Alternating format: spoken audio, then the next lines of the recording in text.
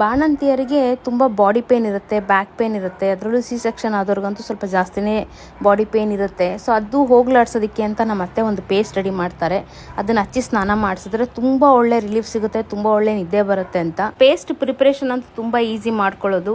ಅರ್ಶಿನದ ಬೇರು ಬರುತ್ತಲ್ಲ, ಅರ್ಶಿನದ ಕೊಂಬು, ಅರ್ಶಿನದ ಬೇರು, ಅದನ್ನು ರಾತ್ರಿನೇ ನೀರಲ್ಲಿ ನೆನೆಸಿಡ್ತಾರೆ. ಅದ್ರ ಜೊತೆಗೆ ಸ್ವಲ್ಪ ಬಜೆ ಬೇರು ಹಾಕ್ತಾರೆ. ಅವೆರಡನ್ನೂ ರಾತ್ರಿ ನೀರಲ್ಲಿ ನೆನೆಸಿಟ್ಟು ಬೆಳಿಗ್ಗೆ ಕೊಟ್ಟು ಸ್ವಲ್ಪ ಪುಡಿ ಮಾಡ್ಕೊಳ್ತಾರೆ. ದೊಡ್ಡ ದೊಡ್ಡ ಕೊಂಬನ್ನು ಹಾಕಿದ್ರೆ ಮಿಕ್ಸಿ ಹಾಳಾಗುತ್ತೆ ಅಂತ ಸ್ವಲ್ಪ ಜಜ್ಜಿ ಪುಡಿ ಮಾಡಿಕೊಂಡು ಅದಕ್ಕೆ ಸ್ವಲ್ಪ ಬೇವಿನ ಸೊಪ್ಪನ್ನ ಹಾಕಿ ನೀರು ಹಾಕಿ ಚೆನ್ನಾಗಿ ರುಬ್ಬಿ ಪೇಸ್ಟ್ ತರ ಮಾಡ್ಕೊಳ್ತಾರೆ. ಪೇಸ್ಟನ್ನು ನಾವು ಫ್ರಿಜ್ಜಲ್ಲಿ ಕೂಡ ತೆಗೆದಿಡ್ಬೋದು. ಪ್ರತಿದಿನ ಮಾಡ್ಕೊಳಕ್ ಆಗದೆ ಇರೋದ್ರಿಂದ ಒಂದ್ಸತಿ ಮಾಡಿಟ್ಕೊಂಡ್ರೆ ಒಂದು ವಾರದವರೆಗೂ ಬರುತ್ತೆ. ಬಿಟ್ಟಿರುವಂಥ ಪೇಸ್ಟನ್ನು ಒಂದು ಬಾಣಲಿನಲ್ಲಿ ಕೊಬ್ಬರಿ ಎಣ್ಣೆ ಹಾಕಿ ಅದನ್ನ ಚೆನ್ನಾಗಿ ಸ್ವಲ್ಪ ಬಿಸಿ ಮಾಡ್ತಾರೆ.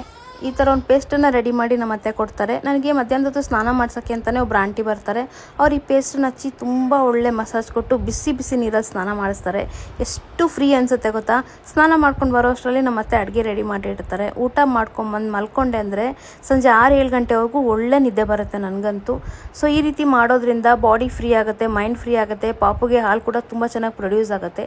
ಬಾಣಂತಿ ಬೇಗ ಸುಧಾರಿಸ್ತಾಳೆ ಅಂತ ನಮ್ಮ ಅತ್ತೆ ಈ ಥರ ಎಲ್ಲ ಮಾಡಿಸ್ತಾ ಇರ್ತಾರೆ.